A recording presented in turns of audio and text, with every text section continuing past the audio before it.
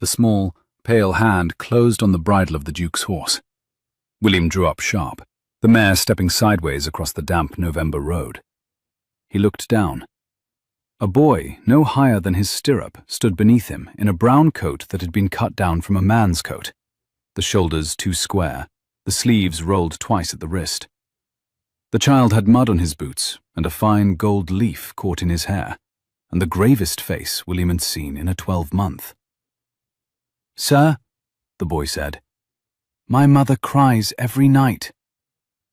The mare blew out her breath in a soft grey plume. The woods behind them dripped with the last yellow of the oaks. Somewhere beyond the hedge, a sheep bell sounded once and fell silent, and the damp air carried the sweet, slow scent of cider apples left in the grass to rot. William dismounted.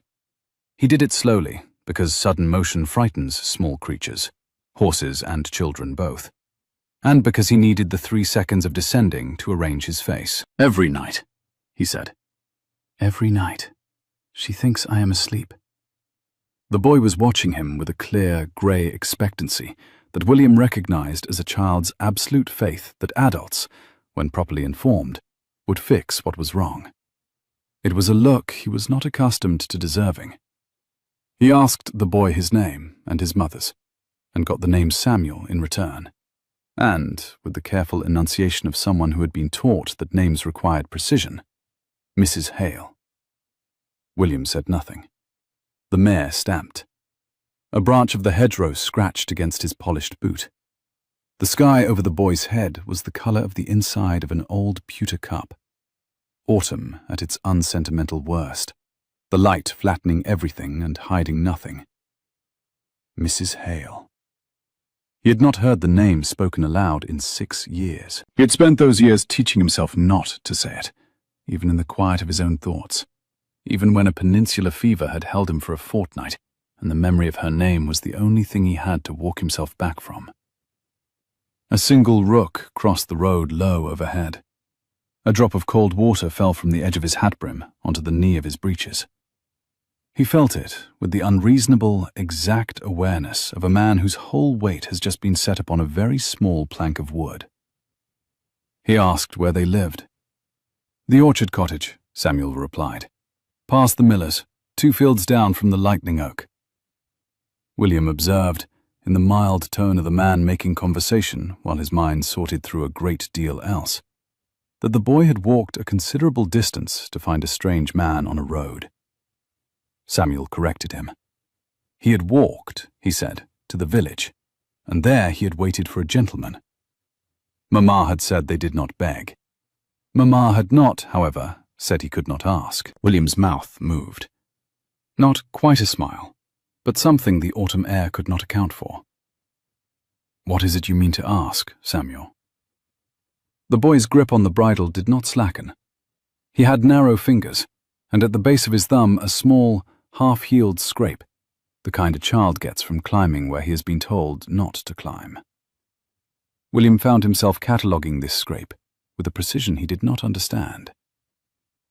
"She says tears are not forever," Samuel said. "But it has been a long time, sir. Would you come and see if you can make them stop?" William looked at the boy. He looked at the rutted road behind him, and at the thin line of smoke rising half a mile off from what must be the village. And he thought about the letter in his breast pocket from his steward at Ashbourne, and the business in Lincolnshire that he had told himself was urgent, and the 3 invitations in London that he had, for once, not declined. None of it, weighed against a small hand on his bridle, weighed anything at all. He said he would walk the boy home. Then he would go to the inn and think. Samuel asked whether he would return tomorrow. William answered, honestly, that he did not know. The boy observed, in a small, steady voice, that his mother would be expecting somebody now. William knelt. The damp of the road came through the knee of his breeches. At this height, the boy's face was level with his own, and he saw, without quite allowing himself to see, something in the line of the jaw that made a very old, very cold hand close around his lungs. He asked if Clara knew Samuel had walked to the village. The boy said no. William proposed, then, that they would not tell her he had stopped a stranger's horse. They would say he had met him at the turn of the lane, and that the gentleman had been polite. Could Samuel agree to that? The boy, with the child's absolute moral precision, asked whether this would be a lie. An arrangement, William said. Samuel considered this with the seriousness he had brought to everything so far. Then he nodded once, and let go of the bridle, and held up his hand to be lifted into the saddle in front of William, because he had evidently decided that a man who made arrangements could be trusted with the next half-mile. The orchard cottage sat 2 fields down from a split black oak, exactly as he had been told. Smoke came from its chimney in a thin, careful thread, as if whoever tended the fire was doing so by rule rather than by warmth. William set the boy down at the gate and stayed mounted. He did not trust himself to walk up the path. A figure moved in the cottage doorway. She did not step outside. She stood in the shadow of the lintel with an apple basket set against her hip, and she looked past her son and up at the horseman at her gate, and her face did not change. It did not need to. William had not seen her in 6 years. Her hair was darker now, the sun gold of the girl he had known, compressed into a copper brown, worn, pinned severely at the nape, and her eyes, which had once been the warmest brown he had ever been allowed to look into, had learned to look steadily without giving anything away. She was still the loveliest thing in the autumn afternoon. She was still the loveliest thing he had ever seen. "Samuel," she said. Her voice was pleasant and level, and had in it something he could not have named as rage if he had heard it anywhere else. "Inside. Mama, inside, please." The boy went. The door did not quite close behind him.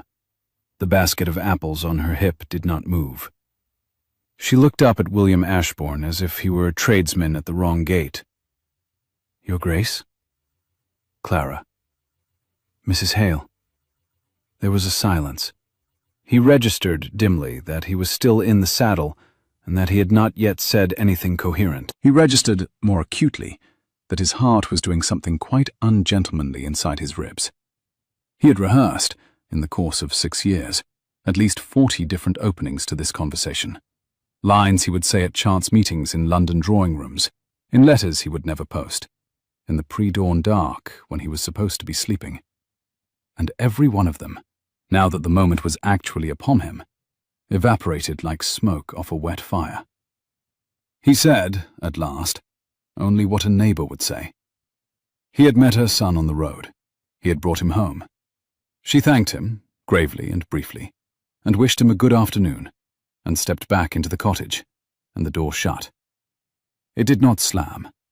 Clara Hale had never in her life slammed a door, and she was not about to begin on his account. William sat on his mare in front of the closed cottage door, for as long as a man can decently sit in front of a closed cottage door.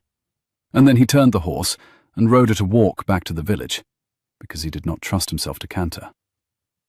The Green Man at the village crossroads was a low, white building with a good tap and a better fire. William took a room and a plate of bread and beef and a mug of something warm, and he ate and drank without tasting any of it. And he thought.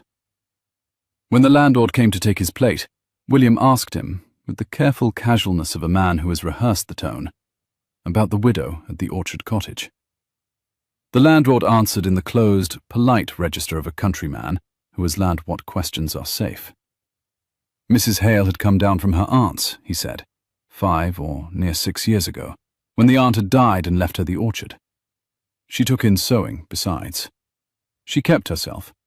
She was spoken of as a widow, yes. He himself did not speak of her at all, begging his Grace's pardon.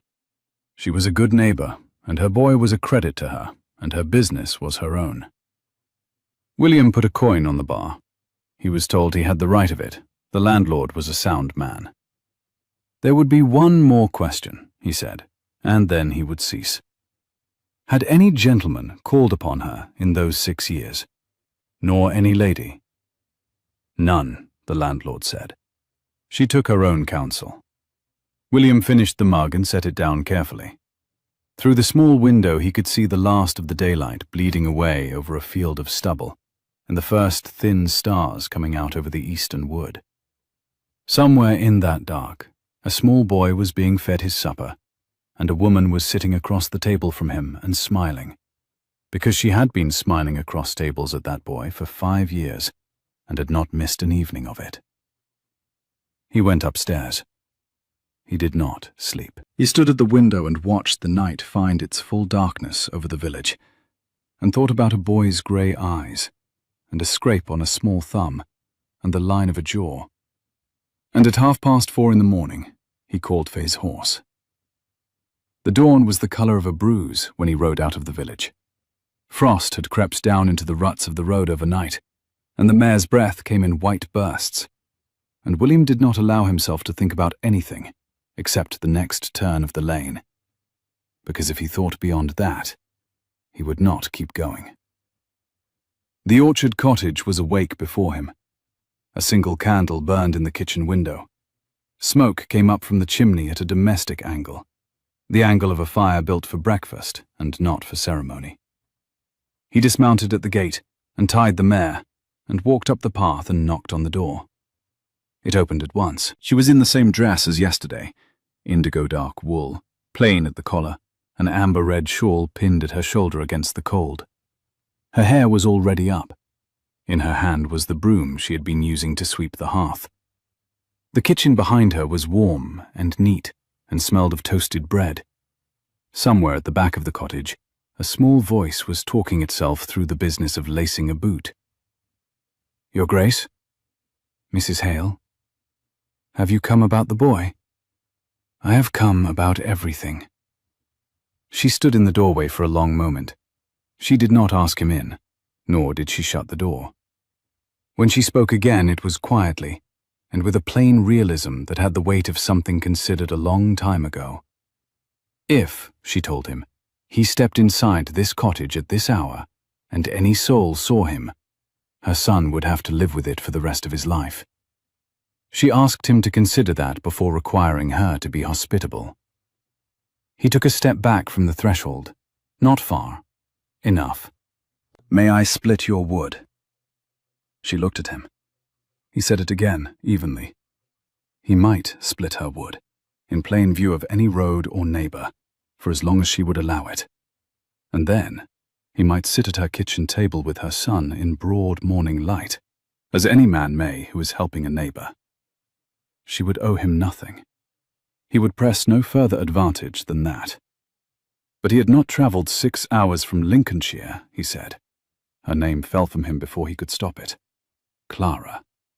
To be turned from her door at dawn, and he would not turn.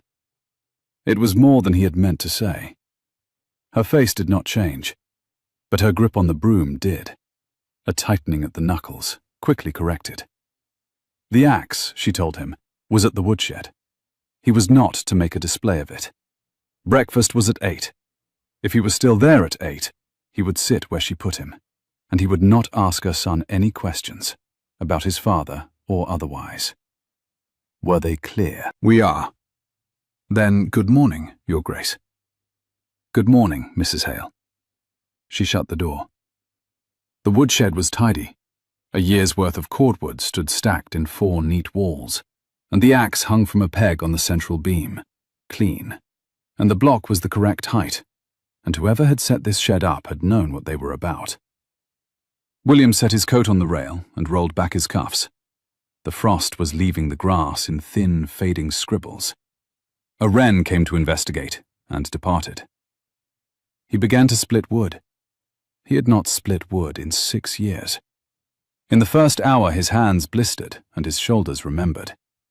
By the second hour, he had found the rhythm that he had thought he had lost, the one that a man learns when he has been a boy at a country rectory, and his tutor has persuaded his mother that physical labour is the only cure for a sulk.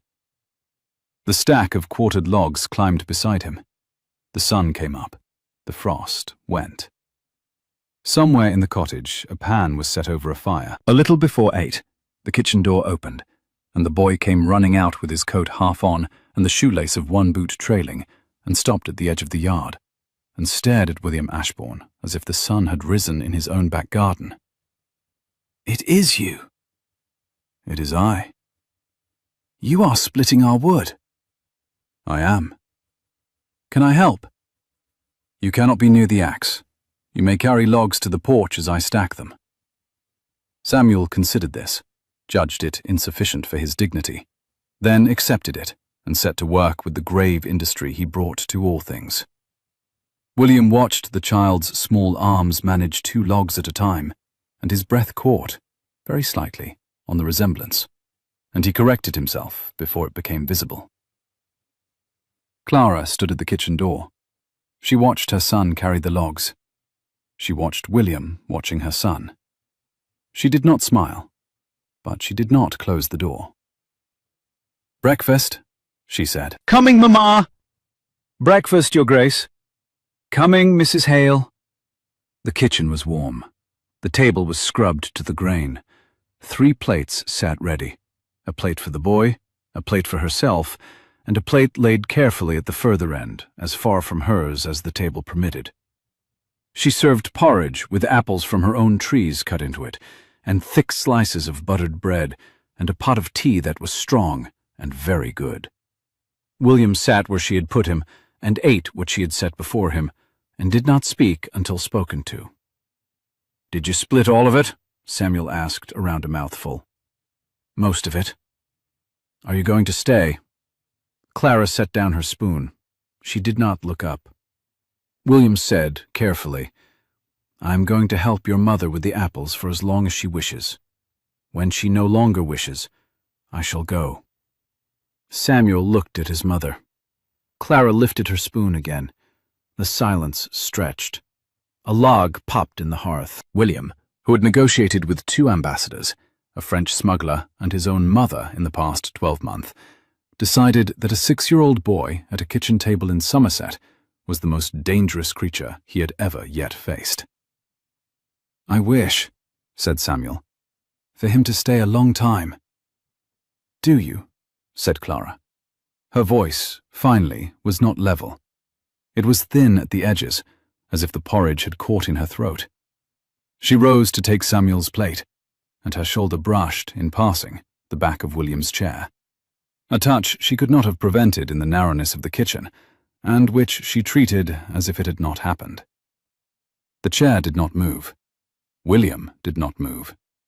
But his hand on his tea was suddenly very still. After breakfast, she sent Samuel out to feed the hens. William rose and cleared the plates from the table before she could stop him. She took them from his hand at the basin without looking at him and set them to soak. "Your Grace." "William." "Your Grace, I do not know why you have come. I do not know what you expect. I am certain you are unaccustomed to doors being shut in your face, and I am sorry for your discomfort. But my son has a mother who has spent 6 years making a life out of what was left to her, and I shall not allow that life to be unmade in a morning because a duke has taken a whim to ride down a country road and be courteous. It is not a whim." "Then what is it?"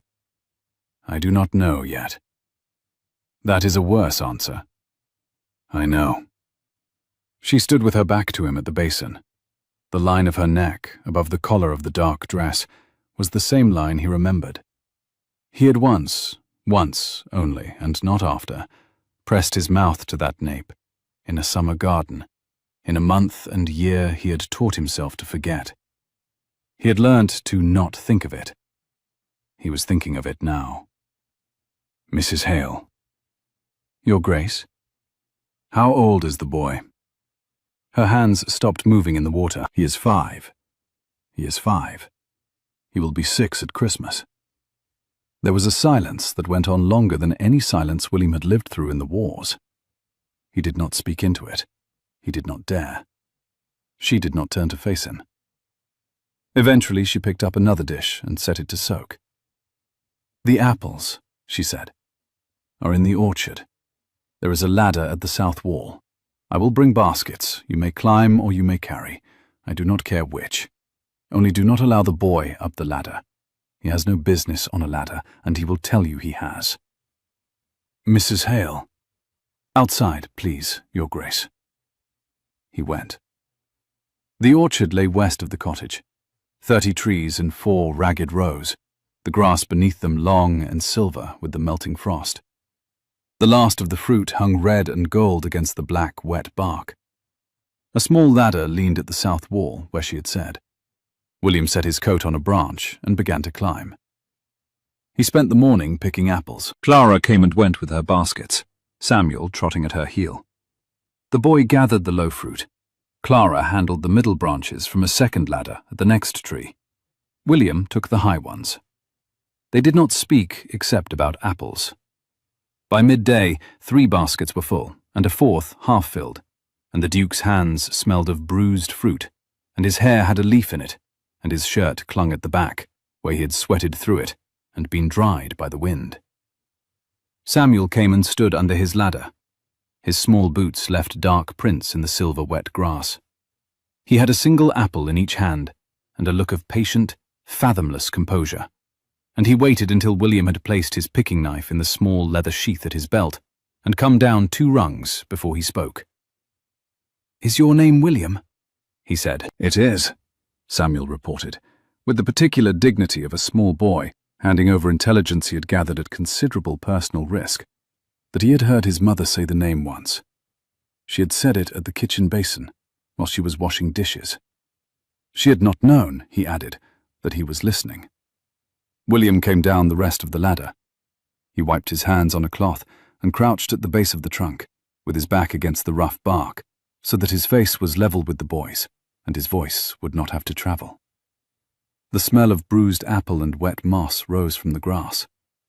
Somewhere above them, a late wasp was crawling over a cider-sweet windfall.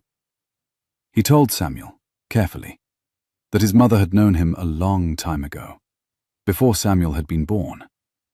They had been, he said, very great friends for a summer. He had had to go away to a war and had not come back. Samuel thought about this, with the slow, considering gravity of a child accepting a difficult piece of arithmetic. He had the expression of a small judge delivering an unpopular but fair verdict. "Mama does not like men who go away and do not come back," he observed at last. "No, I should not think she does." "But she liked you this morning." The boy inspected one of his 2 apples, found it wanting, and swapped it for the other. "She put you at the far end of the table. That is where she puts the vicar when he comes. She's being polite. She's not being unkind." William laughed. It came out of him without warning, a real laugh, brief and startled, and it sounded strange in his own ears, because he had not heard himself make that sound in a long time. The boy regarded him with the small, private satisfaction of a physician who has correctly identified a difficult case. "Samuel Hale," William said, "you are a dangerous gentleman."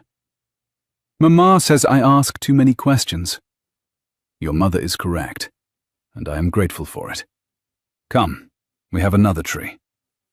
They picked the other tree together.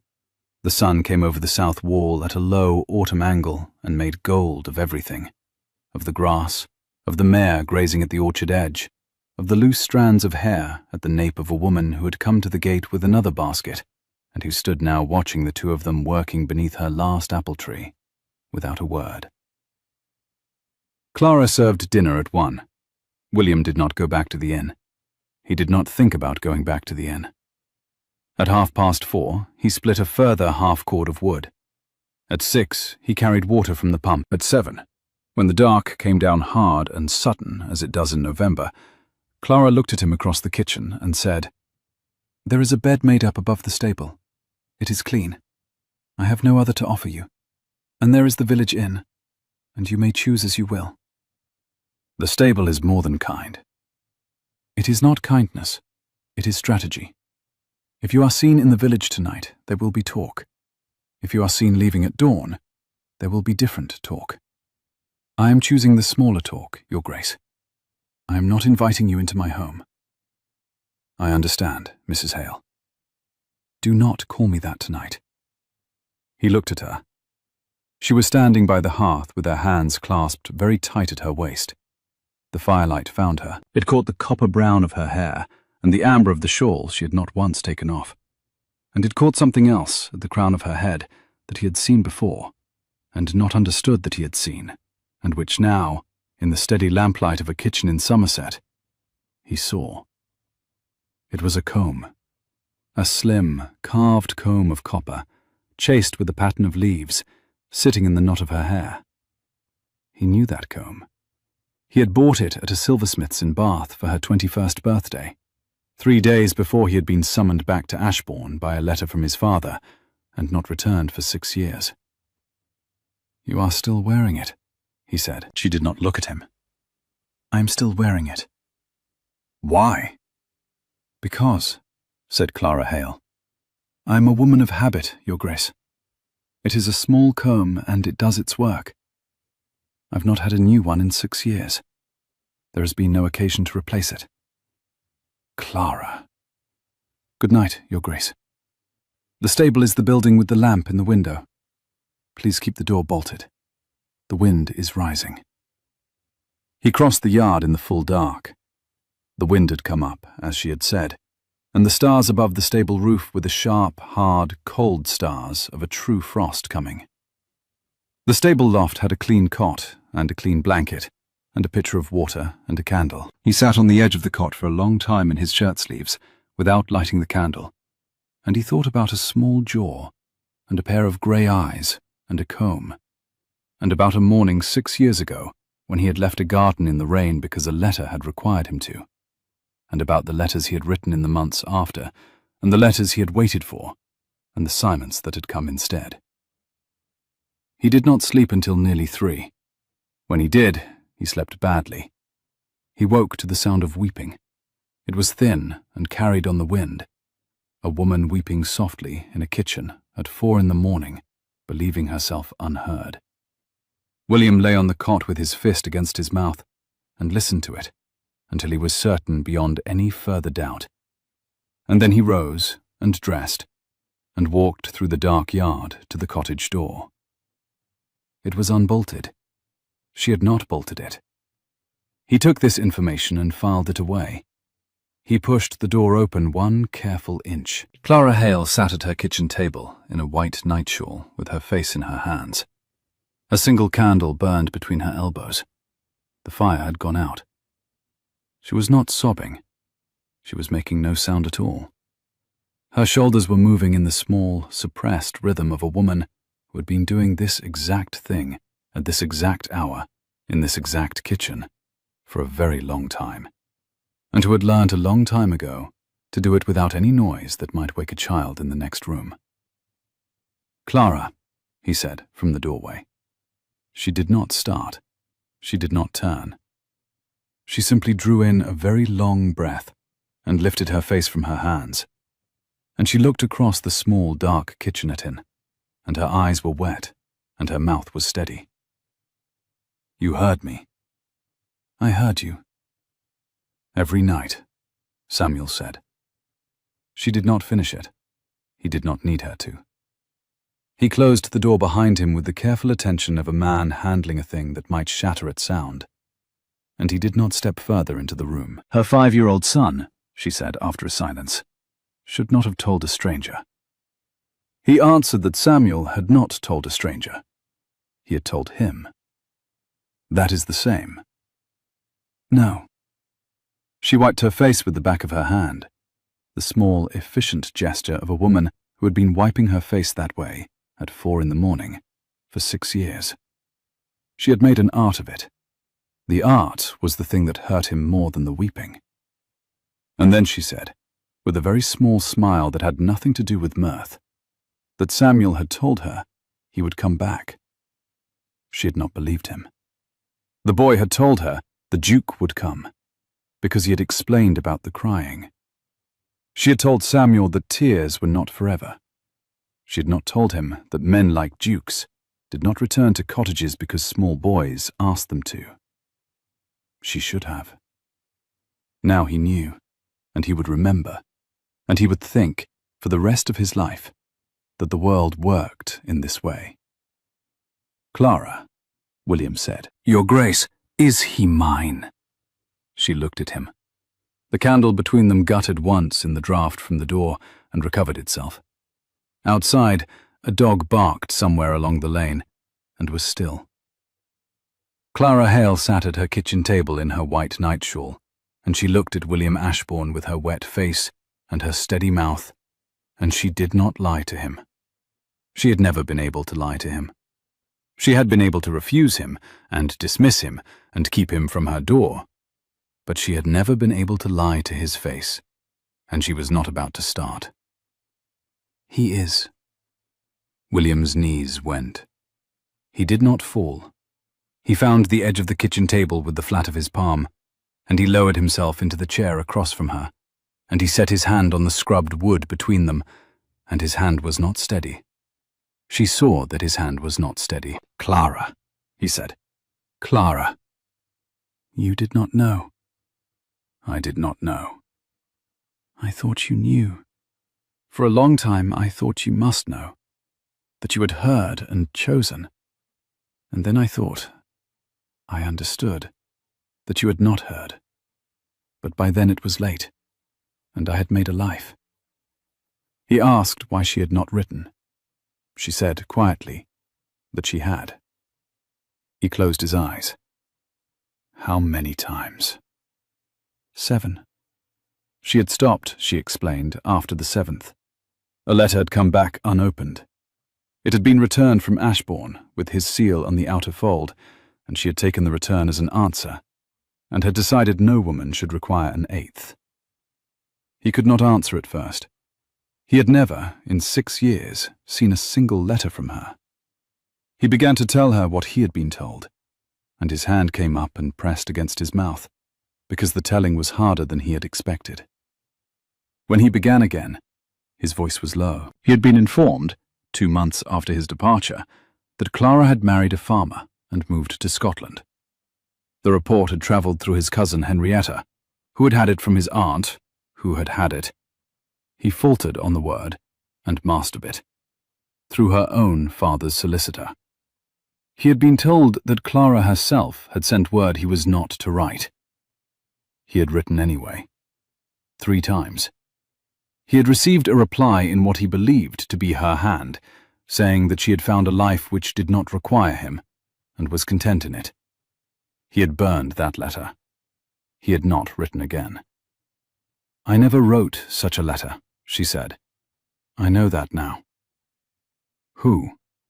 "I do not know." She put her face back in her hands. She did not weep. She made a small sound that was not a sob, a single, soft, exhaled word that William could not have made out, except that he had heard it once before, in a garden, 6 years ago, when she had understood that he was leaving and that he did not have the power to refuse. It was the sound of a woman discovering that a catastrophe she had assigned to fate was in fact the work of the hand. "Clara." "Not yet." "Clara, not yet, William. Please." He sat across the table from her and did not touch her. He did not reach for her.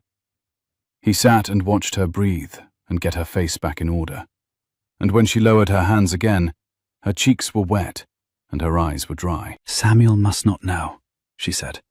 "Not tonight. Not this way. Tomorrow, perhaps. Or next week. Or never. I do not know yet what is right. I shall follow your lead." "You shall." "I shall follow your lead in everything until you tell me otherwise." "You say that now." "I mean it now, and I shall mean it tomorrow." "Men who have ridden 6 hours on a November afternoon say all manner of things before dawn, Your Grace. I am a woman of habit, as I told you. I shall believe you when I have watched you for a season." "Then watch me." She almost smiled. "Go back to the stable, William." "Yes." "And bolt the cottage door from the outside when you go. I meant to bolt it at midnight, and I forgot. And I should not like to discover in the morning that I forgot for a reason I am not ready to examine. I shall bolt it. Good night."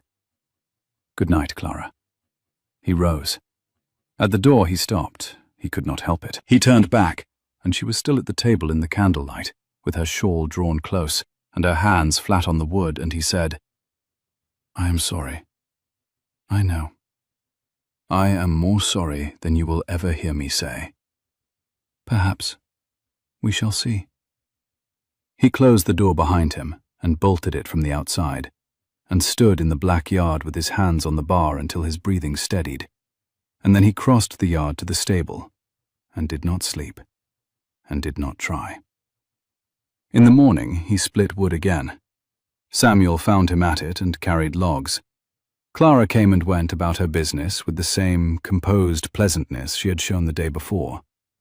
And that was what undid him more than any weeping. He could manage a weeping woman. He had no defense at all against a woman who had wept at 4 and was pouring tea at 8, and meaning every cordial word of it. At 10, she called him in and sat him down. She had a small paper tucked into the cuff of her sleeve, and she drew it out and set it on the table between them, flat and face down, and placed her hand on it as a woman places her hand on a Bible before she speaks. The morning light fell across the scrubbed wood and caught the ink lines bleeding through the thin paper. Whatever she had written it early, and she had written it with a pen that was not entirely kind to her hand. "Here is what I will and will not do, Your Grace." He opened his mouth to correct her on the name. She lifted her other hand 1/2 inch, and he closed it again. He understood, then, that the morning was going to be done on her terms, in her language, at her pace, and that the most useful thing he could do was listen. She did not read from the paper. She had written it only to steady her hand while she said the words aloud. She would not, she told him, accept an offer of marriage made this week, nor next, nor within any week of his first returning. If what he felt was true, it would still be true at the end of the season. Nor would she accept money, nor a house, nor a carriage, nor a governess for her son, nor an account opened in her name, nor a settlement in trust, nor any of the kind and perfectly ducal things he was about to suggest. She had fed her son and herself for 6 years. She had done it without him. She was not, she said quietly, to be rescued retroactively. They were clear, he said. They were clear, she answered. He watched her fold the paper in half, and then in quarters, and then set it aside without looking at it. What she granted him in its place, she spoke plainly. He might come and split wood for as long as winter lasted. He might take Samuel on his horse on Saturdays, in full view of the road, in front of the village. He might sit at her table at the far end, as any neighbour. He might escort them to church, if his business permitted. He might write to her, if he wrote as he once had, and not as a man negotiating. He would write as he once had, he said. And if at Christmas she finished, when Samuel was 6 and William had endured 8 weeks of a country winter and a village with eyes, and still found that he wished what he thought he wished, he might then say so, and she would give him her answer. He observed, mildly, that it was a long wait. 6 weeks, she replied, was a very long time for a man to court a woman, Your Grace. 6 years was a long time for a woman to wait for a man. They should call it an apprenticeship. He would have laughed if the laugh would have come. It came 3 seconds late, as a rueful exhalation, and she accepted it with the same small nod she had given him at the orchard, and set the kettle back on the hook. The first week was the easiest. He took a room at the Green Man, and rode out in daylight to split wood, and to deliver a capon once from the inn's kitchen, and to carry apples to the market on her behalf because the wagoner had taken ill. The village looked at him, and looked at her, and did not yet know what it thought. He was scrupulous. He did not touch her. He stayed no longer than any decent neighbour. He left before the light failed. He wrote to her in the evenings, ordinary letters, news from Ashbourne, a comment on a book, a remark on a neighbour's horse, and she wrote back in the same register, neither warmer nor colder. On the Saturday, he took Samuel up on the mare and rode him slowly down the lane as far as the second field gate and back again, and the boy's gravity broke at last into delight, and his laugh carried across the frost and lodged in William's chest, in a place he had not known was a place. The second week was harder. Lady Marbury called at the cottage. She came in a carriage with her daughter and her footman and her second-best police, and she sat in Clara's kitchen for 3/4 of an hour and asked polite, gracious, surgical questions, and drank 2 cups of tea, and left. Clara stood at the window and watched the carriage turn at the lane end. William, who had arrived at the yard 10 minutes before, had kept himself in the woodshed with the axe in his hand and the shed door pulled to, and had come out only when the wheels were gone. What did she want? To see you, said Clara.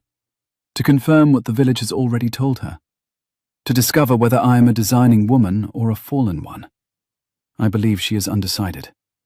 Her daughter is 19, and excellent at the pianoforte, Your Grace. I should imagine she is being measured against me at some length on the drive back to the hall. Clara, do not look so thunderous. She has done nothing yet. She was unfailingly polite. She remarked on the cleanliness of my hearth and the good manners of my son.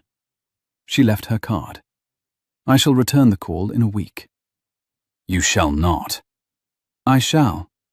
To do otherwise is to tell the village I am afraid of her, and I am not afraid of her, and Samuel needs to see that I am not. He opened his mouth. He closed it. He had been in this woman's kitchen for 12 days now, and he had learned several things, and chief among them was that Clara Hale's judgment on matters of Clara Hale was better than his. Very well, he said. Thank you. May I accompany you on the call? No. May I ride past the hall at the hour of the call? You may. Twice. Once on the way, once on the return, and once only at a canter. Agreed. They did not speak of Lady Marbury again, but 3 days later, at the village harvest festival on the green, Lady Marbury spoke, and Clara answered, and William was there. It was a small thing. The festival was a small thing. Apples in barrels, a fiddler, a hay wreath over the church porch, children running with sticks. And on a small thing it is easier for a large harm to happen, because no one is prepared. Clara stood at the apple barrel, with Samuel in front of her, her hand on his shoulder, and Lady Marbury crossed the green with her daughter on her arm, and paused, pleasantly, within the hearing of a dozen neighbours. The fiddler had drifted closer. A pair of tenant farmers paused at the cider tap. The rooks in the churchyard elm lifted in a loose, cawing cloud and settled again. The air smelled of cinnamon and old apples, and the faintly sour sweetness of trampled grass. Lady Marbury remarked upon the boy. She spoke with the careful, musical courtesy of a woman who had been trained in drawing rooms, where every word had a second meaning, and every pause a third. Such fine eyes, she said. So very grave. So like his father, she dare said. There was a small, polite silence. The dozen neighbours heard it. They did not, yet, understand what they had heard. Yes, said Clara. She did not blink. So like. I am glad of it. Lady Marbury pressed. She had been told, she said, that the boy resembled his late father a great deal. Clara agreed. The resemblance was considerable. The neighbours began to understand. Lady Marbury's smile acquired the quantity of a woman setting a trap within a trap. And one hoped, she added, that Mr. Hale had been a man of as noble a bearing as the boy himself. Mr. Hale, Clara replied evenly, was a very fine gentleman indeed, Lady Marbury. I thank you for your interest in him. Shall I recommend the cider? It is my own. It would have ended there. Lady Marbury would have taken her cider, and her daughter, and her intelligence, and gone home. But at that moment, William came across the green with a bag of apples over his shoulder, because he had been at the next barrel, and had lifted it over without thought. And he arrived at Clara's elbow, and set the bag down. And the dozen neighbours saw it, and Lady Marbury saw it, and Lady Marbury's face changed. She greeted him. She had not seen him at the barrels, she said. She observed, with the soft precision of a compliment that is really a weapon, how very generous he was with his time in the village. William replied that he was not generous. He was a neighbour, he said, and he enjoyed a festival. She attempted a variation.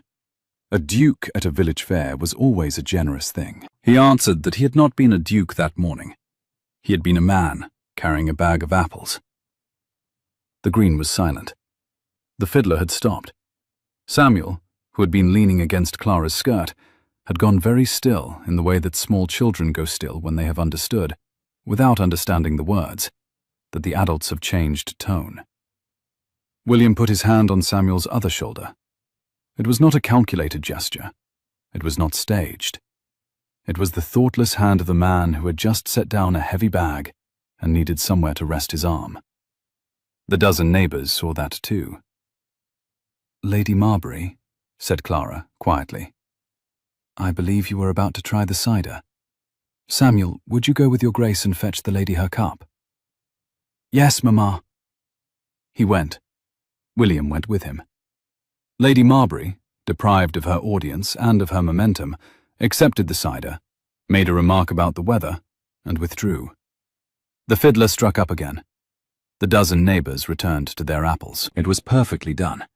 It was, William thought later, the neatest piece of social surgery he had ever watched in a year of watching his mother operate and 30 guests at a dinner.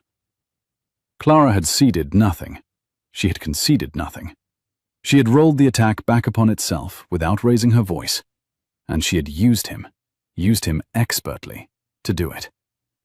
He caught her eye across the green. She did not smile. She only dipped her head half an inch. It was more than a smile would have been. Samuel fell ill 2 days later. It was the cold at first, the thin red nose and the thick voice that any child in a damp country autumn collects by November. Clara put him to bed and made a compress and sent for a broth. By the second evening his fever was rising. By the third morning it had crossed into the kind of fever that country women whisper about in doorways. William was at the cottage when it began to turn. He had come for the afternoon, to carry more wood in because the cold was deepening, and he had found Clara kneeling at Samuel's cot with a basin of water and a cloth, and her face above the basin was a face he had not yet seen on her, and it told him everything he needed to know about the severity of the matter. He asked whether she had sent for a doctor. She had, at dawn. The man would come from Taunton, she said, but the roads were bad, and she did not know when. William moved at once to fetch him himself. Clara stopped him with a word. He would not go, she said.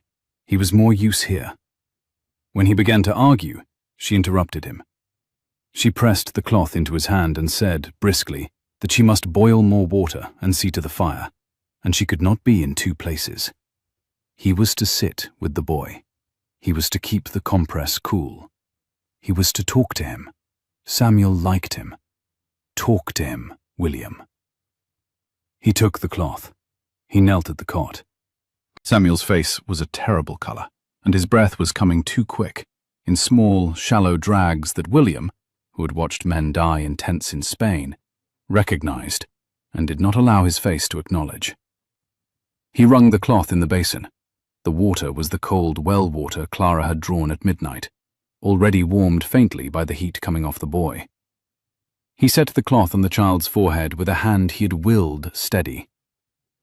"Hello, Samuel," he said. "William?" "I am here." The boy's eyes were unfocused and too bright. He said, in the small, flat voice of a child who knew better than to lie to himself, that Mama was scared. William said that Mama was not scared. Mama was busy. Samuel considered this, and then announced, with the devastating accuracy of the very young, that Mama made that particular face only when she was scared. William conceded that perhaps Mama was a little scared, and that the two of them would help her not to be. He was asked how. He answered that Samuel's only task was to get better, and that he, William, would sit at the cot for as long as it took, and the matter would be arranged between them. Samuel, with a flicker of honesty more painful than any fear, said that he did not know if he could. "I shall help you," William said. "That is what I came for." The boy's small hand found his. William held it. He did not move. For the next 6 hours he talked, at intervals, about small nothings. The mare and her bad habits with stable doors. The village rooks who had built a new nest in the beech behind the church. A story from his own boyhood about a grey pony that had refused for 6 months to be caught. He spoke in the low, measured, storytelling voice that country nurses use through fevers, that his own nurse had used through his own childhood fevers, and which he had not known, until this afternoon, that he remembered how to produce. Samuel listened when he could. He slept when he could not. The fever rose through the afternoon and into the evening. The doctor did not come. At midnight, Clara came back into the room with fresh water. She stopped in the doorway.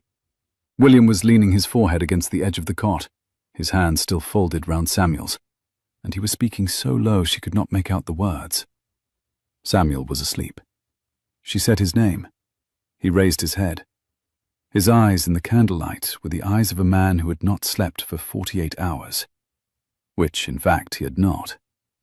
The doctor was not coming tonight, she told him. The roads, the snow had begun. He said at once that he would ride for him himself at first light. He would rest first, she answered. He would not, he said. He would, she said flatly, or he would be no use to either of them. Come. She took the cloth from him, and she took his hand, and she drew him up from the side of the cot, and she led him out of the small back bedroom, and across the kitchen, to the settle by the fire, and she pressed him down onto it. He was too tired to resist. She fetched a blanket. She sat on the edge of the settle beside him, and arranged the blanket over him, and her shoulder was warm against his, and her hair, under its usual knot, smelled faintly of apples and the sharp, clean smell of soap, and his breath, when he drew it, was a breath that caught. Clara. Hush. Clara. Hush, William. He turned his face toward her. She was looking at him. She did not move. He did not move. The fire crackled behind her. The light caught the copper in her hair, and the amber of her eyes, and the line of her mouth. And he had, for the first time in 13 days, no arrangement at all to offer. He had only what he had always had, which was everything he could not say. She kissed him. It was not calculated. It was not planned. It was the kiss of a woman whose son was ill in the next room, and who had not known kindness from a man for 6 years, and who had her husband beside her at last. She kissed him once, slowly, and she drew back, and her face in the firelight was completely still. Do not say anything, she said. I shall not. Go to sleep. Yes. I shall wake you at 4. Yes. He did sleep, for 3 hours. At 4 she shook him awake and put a cup of strong tea in his hand and sent him to the stable, and he rode for Taunton through the first true snow of the year. And he found the doctor, and he rode back with the doctor behind him, and the doctor came into the cottage and examined Samuel and said, He will do. The next 12 hours will tell. But he will do. Samuel did. By morning his fever had broken. By midday he was sitting up and demanding porridge. By the following afternoon he was in the kitchen in his dressing gown, half asleep against his mother's shoulder, complaining that no one had told him the story of the pony's capture. William shall tell you, said Clara. William knows the end. William, said Samuel sleepily, did you catch the pony? I did. How? I sat in the meadow for 9 days with a bag of oats and did not move. On the 10th day, the pony came of his own accord. That is a silly story. It is a true story. Did you really sit for 9 days? I did. It was the slowest thing I have ever done, and it was worth it. Mamma says patience is the only virtue she finds useful. Then your mother is a woman of sense. Clara, above Samuel's head, looked at William. William looked at Clara. The look went on for longer than either of them meant it to. Samuel, who had missed none of it, yawned largely, and put his face back against his mother's shoulder. Samuel, his face against the wool of her dress, asked William whether he was going to stay this time. Clara did not breathe. William watched her not breathing. He said, gently, that it was not for him to decide. It was for his mother. Samuel appealed to her in a single, sleepy syllable. Clara's hand, moving of its own accord, passed once across her son's hair. She did not lift her eyes from William's. It might be, she said at last, that he would stay. It might be that they would see. But he would come for Saturdays, Samuel pressed. He would come for Saturdays, she agreed. Samuel declared that was all right then, and fell asleep against her shoulder. They sat in silence with the fire crackling. Outside, the snow had stopped. The kitchen smelled of the remains of broth and of the apples she had cut for the morning. William, who had not expected to live through the past 3 days, found that he was alive and that a small boy was sleeping against the shoulder of the woman he had loved for a third of his life, and that he was, for the first time since he had been 22, in a room that he did not wish to leave. She said his name, and he answered. In the first light of Christmas Day, said Clara Hale very quietly. He might ask her. He said he would. And she would answer him, she went on. He said yes. But not before, she added. She had her son to settle, her village to settle, and she had to watch him another 6 weeks, and she would not be moved on that. He said he understood. Good. She looked then into the fire. The lamplight found the comb in her hair, the copper comb he had bought for her in Bath on the 9th of June, 7 years and 5 months ago. He did not point at it. He did not speak of it, but she saw him see it, and her mouth moved very slightly in the first real smile he had been permitted since he had come down the lane behind her son. Christmas came. It came slowly, as Christmases come in country places. The first snow stayed a week and melted. The second snow came in the second week of December and stayed. The orchard became a white, silent place, and the apples that had not been picked lay under a soft cap of snow, and the smoke from the cottage chimney was a firm domestic thread every evening across a firm domestic sky. William took a room at the Green Man through the month. He rode out each day. He split what wood needed splitting, and he brought what could not be got from the village shop, and he took Samuel up on his horse for the Saturday ride, and he sat at the far end of Clara's kitchen table at meals, and he wrote her a letter every night, and she wrote him one every morning. The village watched. The village drew its conclusions. The village, being a country village with a pragmatic streak, decided that whatever precisely had taken place between the widow at the Orchard Cottage and the Duke of Ashbourne was their own concern, and that the boy was a credit, and that the Duke split wood very well, and that the matter would, in the fullness of time, arrange itself. On a 12th of December, a letter came from William's cousin Henrietta, sent on from Ashbourne. It arrived by the afternoon post, bound in oilcloth against the snow, and the packet that accompanied it was heavy enough to settle on the bar of the Green Man with a small definitive thud. William carried it upstairs before he opened it. He closed the door of his room behind him.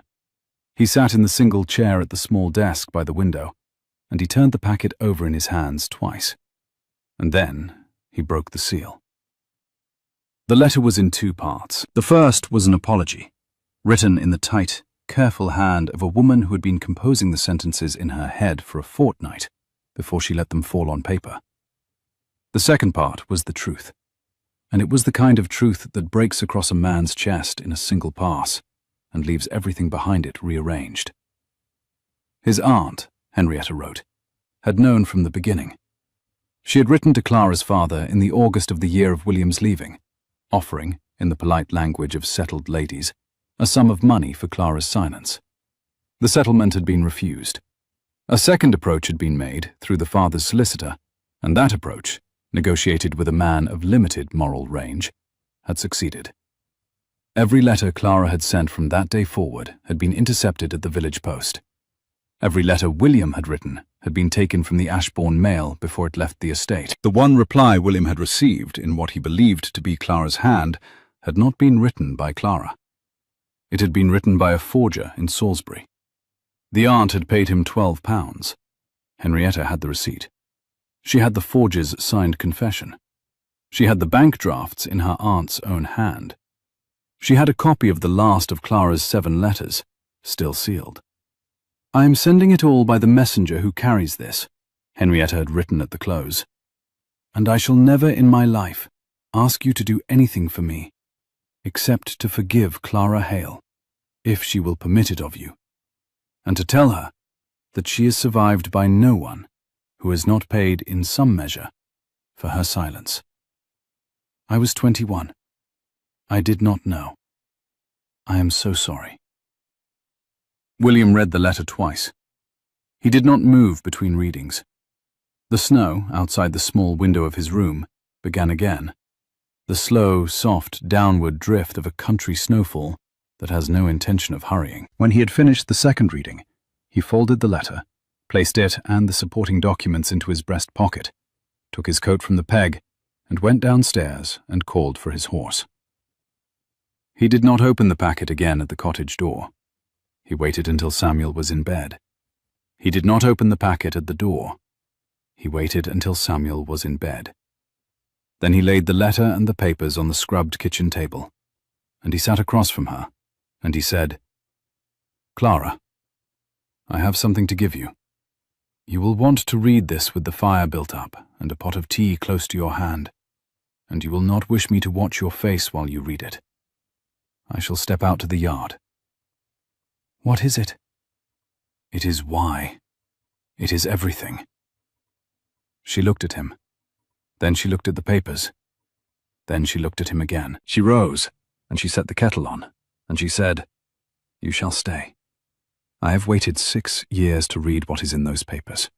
I shall not read them without you on the other side of the table. Sit, William." He sat. She read. The first letter. The forger's confession. The bank drafts. Her own 7 letters, folded in a bundle tied with string, every one unread.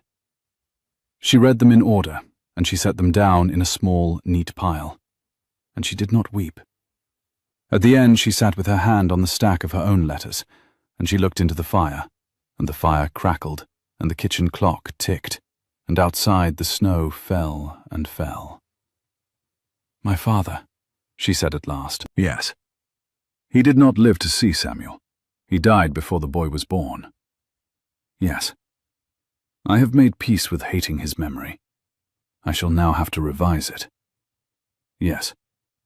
Your aunt, dead 3 years. I shall not have the satisfaction of confronting her.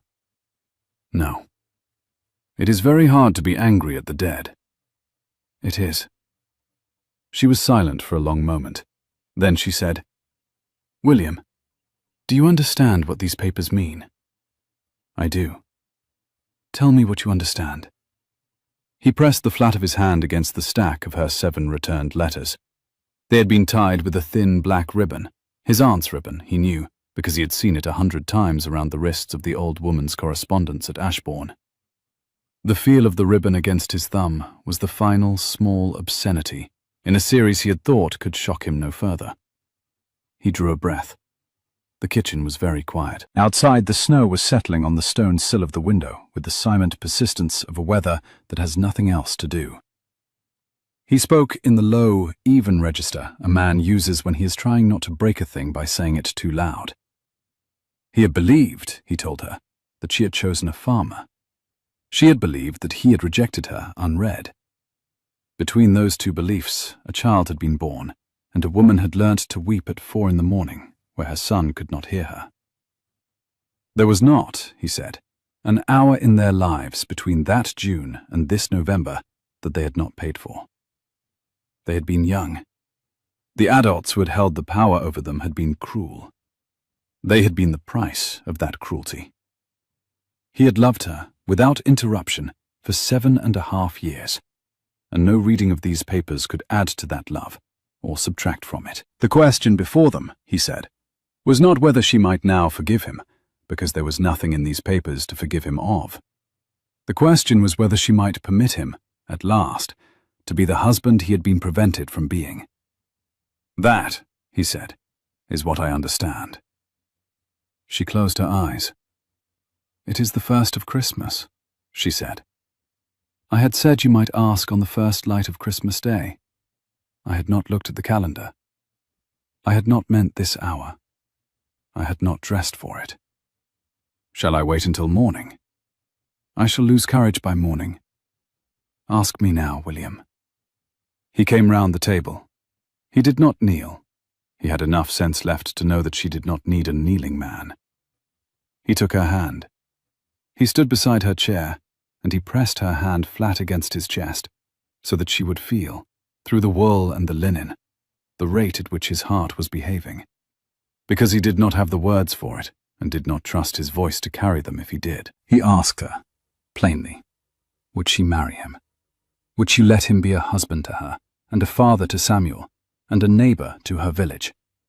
Would she accept that he would make mistakes, and agree to tell him plainly when he did?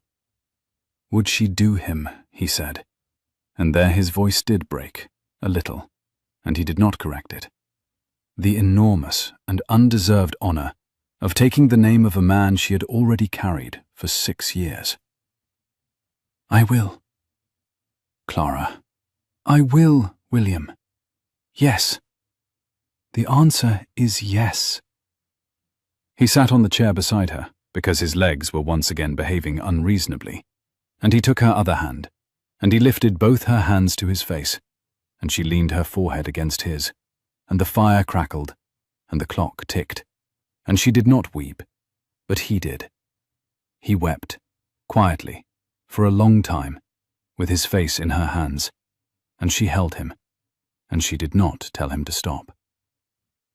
It would not, she said after a time, be a very large wedding. She named the shape of it, the village church, Samuel walking her in, Henrietta from Ashbourne if she would come, her neighbour Mrs. Paget, who had been good to her through the 5 years she had walked to church alone.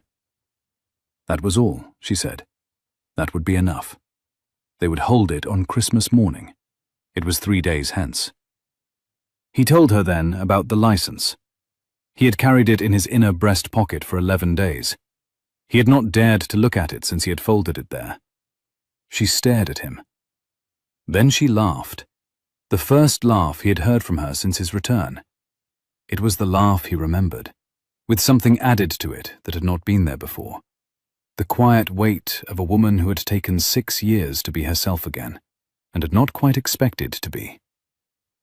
"William Ashbourne, you carried a marriage license in your pocket through 3 snowfalls." "I did. I am, in my own small way, a man of faith." "You are, in your own small way, a fool." He conceded that he was. He told her she was going to marry him anyway. She agreed that she was. The wedding was on Christmas morning, in the village church at 9. The church was cold and beautifully decorated in holly by Mrs. Paget and 3 other women who had risen at dawn. Henrietta had come from Ashbourne on the night mail. Samuel, in a new blue coat William had arranged from Taunton, walked his mother up the aisle with a dignity that threatened to break Clara's composure, and did not, because Clara had decided, early in life, what her composure was for. Samuel stood at her elbow during the vows. When the vicar asked William if he would have this woman, Samuel watched William's face with the focused interest of a small judge confirming a verdict. When the vicar said the final words, Samuel said, in the voice of a person who had arranged the whole matter and was now satisfied, "There." The church laughed. The vicar laughed. Clara Hale, who was no longer Clara Hale, laughed into William's shoulder and let him hold her for the half-second the vows permitted. And then she stepped back and was a duchess, and did not know yet, because she had been a mother for 6 years, that she would be very good at being a duchess indeed. They walked out of the church into a thin, bright, cold morning. The village had gathered outside the lych gate, not crowded, not staring, but there, with bowed heads and quiet nods and small new smiles. Lady Marbury was not among them. Her place had been taken by her daughter, who had sent a note of congratulation in her own hand 3 days earlier, and stood now on the steps of the church with a small nosegay of winter holly and an expression of careful, young, independent kindness on her face. Samuel accepted the nosegay on his mother's behalf. Clara accepted it on her son's. They did not go straight to the hall. They went to the orchard cottage first. William had said they must. Clara had known, without his saying, why. They opened the gate together, Samuel walking ahead. They paused at the kitchen door. William reached down and drew, from the pocket of his coat, the copper comb he had bought 7.5 years earlier in a silversmith's in Bath. The same comb. He had carried it all morning next to the license. He set it back in the knot of her hair, where it had been every day of the past 6 years, and where it had been, every day, the small, stubborn signal of a woman who had refused to let go. "There," he said. "There," said Clara. Spring came slowly to the orchard that first year, as spring comes slowly to Somerset. The snow melted in February. The hedgerows greened in March. By April, the cherry at the far end of the row was in full white flower, and the hawthorn beyond the gate was coming into bud, and a small boy in a new brown coat was riding a new grey pony up and down the south field at a careful walk under the eye of his father, who was splitting wood because he still enjoyed splitting wood, and because the kitchen at the cottage had not yet been replaced by a duchess's kitchen, and was not going to be, because Clara had insisted on keeping the cottage as a second home, for the apple harvest, and for the hens, and for the kind of quiet she had not yet learnt how to have in the hall. It was a Saturday. Clara was at the cottage hearth, kneading bread, her sleeves rolled and her hair loose and the copper comb set on the table beside her, because she had been sweating at the oven and had taken it out. William came in from the yard with an armful of wood. He set it on the hearth. He looked at her. She had flour on her nose. She had flour on her dress. She had flour on the amber shawl she had refused to retire. She was laughing at something Samuel had said through the window. She greeted him by name, and he greeted her, and for a moment they only looked at each other across the kitchen. She spoke first, almost idly, of a letter from Henrietta. She wished to come in May, and Clara had written that she might. William said that was good. Then Clara added, more carefully, that the physician had been. William asked, in a single quiet syllable, what he had said. Her hand came up, and she pressed the flour on her palm against the front of her apron, and she looked at him with the steady brown gaze that had, once, looked into an autumn twilight at a gate and refused to let him in. "November," she said. He put down the last log. He did not say anything. He came to her across the kitchen, and he put his arms round her, carefully, because she was holding a lump of bread dough, and he pressed his face into her hair. The copper comb was not in her hair. He smelt instead only the apples and the soap and the yeast and the small, particular, unrepeatable scent of his wife. He said the word back to her, as if turning it over in his hand. November. She said it again, steadying herself on it. Samuel, she observed, would be 7. He would. They would have to tell him, William said. They would, she agreed, when they knew there was truly something to tell. Not before, he asked. No, not before. Tears were not forever, nor were secrets, but they would have them in their right order. Samuel appeared in the doorway then, with mud on his boots and his pony's rein in his hand, and a fine spray of hawthorn blossom caught in his hair, and the gravest face he had ever brought to a kitchen. The pony, he announced without preamble, had stepped on a thorn. William said, gravely, that in that case they must attend to the pony. At once Samuel asked. At once his father agreed. William set down the wood he had been pretending to stack. He crossed to the door. At the threshold he stopped, and he turned back, and Clara was at the hearth with flour on her apron and the copper comb on the table, and the sunlight through the window making bright gold of her hair. And she was looking at him, and she was not crying, and she was not going to cry. And she smiled at him, and he smiled at her. And he went out to see to the pony. Behind him in the kitchen, he heard his wife begin to hum. It was a tune he did not know. It was a tune she must have learnt somewhere, perhaps at the pianoforte of her aunt, or in a parish choir as a girl, or somewhere he had never been and could not follow her to. It did not matter. The tune was hers, and it was warm, and it carried across the yard after him, and it was the kind of small, domestic sound that a man who had spent 6 years of his life believing himself unforgiven does not expect to hear in his own kitchen, and does not know, the first time he hears it, whether his heart will hold. His heart held. If you have ever loved someone you thought you had lost, truly lost, the kind of loss that becomes a weather pattern inside your chest, you will know why William Ashbourne stood in that yard for a half-minute with his hand on the pony's neck and did nothing.